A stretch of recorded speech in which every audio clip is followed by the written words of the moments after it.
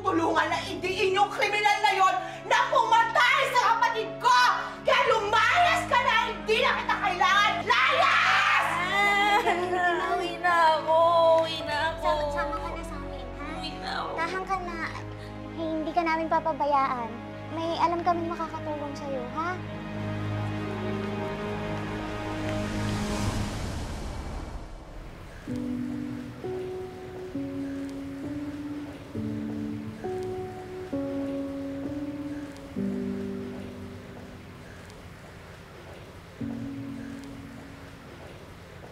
Huwag na pong bahala kay Langgay, ha?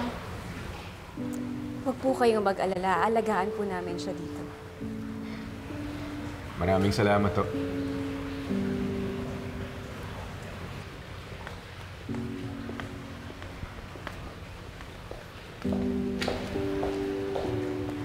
Alam ko, naninibago ka pa dito.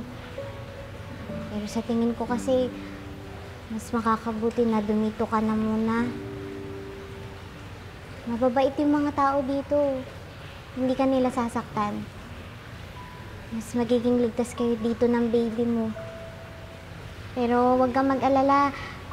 Pansamantala lang naman yung pagtira mo dito. Gagawin ko lahat para mapalaya si Nanay Chato. Para magkasama na ulit kayo. Inay. Mahal na mahal ka ng nanay mo.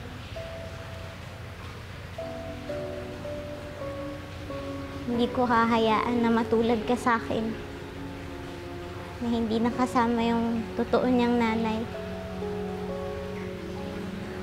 Tutuparin ko sa inyo ng nanay mo yung pangarap na hindi ko matupad sa sarili ko.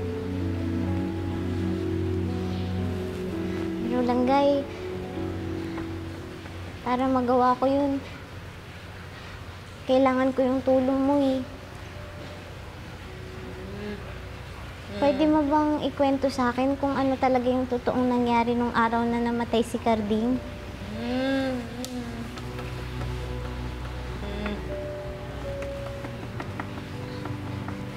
Pero okay lang. Okay lang kung hindi ka pa handang magsalita. Basta dadalaw-dalawin kita dito para kamustahin yung lagay mo.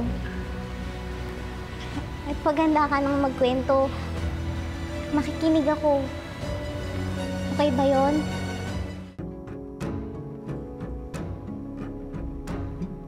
So I guess simula na ng giyera. And I can't wait to get my hands dirty. Total, masama naman talaga yung tingin mo sa akin. E di totohanin ko na, para masaya.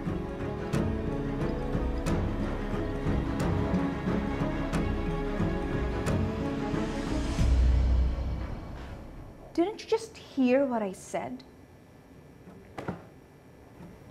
Pasensya ka na. Nabisi lang kasi yung utak ko sa pagpili kung alin sa 100 ways ng paglampaso sa korte ang gagawin ko sa'yo. Feeling mo talaga magaling ka, no? Alam mo, kailangan mo na magpatingin eh. Because you're not feeling well.